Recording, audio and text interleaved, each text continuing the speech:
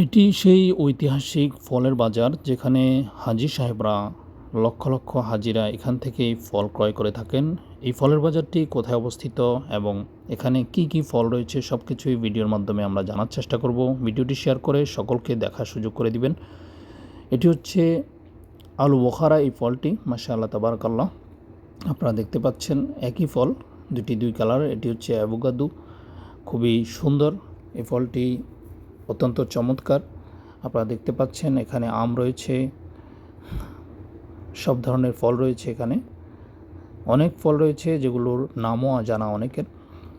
মিষ্টি আলু রয়েছে মাশাআল্লাহ, দেখতে পাচ্ছেন তরমুজ। এখানে সিজন আনসিজন কোনো পার্থক্য থাকে না। যা সাধারণত বাংলাদেশে আমরা সিজন ছাড়া কোনো ফল পাই না, কিন্তু এখানে আপনারা দেখতে পাচ্ছেন স্ট্রবেরি। তিন ফল, যে তিন ফল সম্পর্কে কোরআনে এসেছে, এটি মূলত তিন ফল। আল্লাহ তাআলা একটি সূরায় নাজিল করেছেন তিন ফল সম্পর্কে।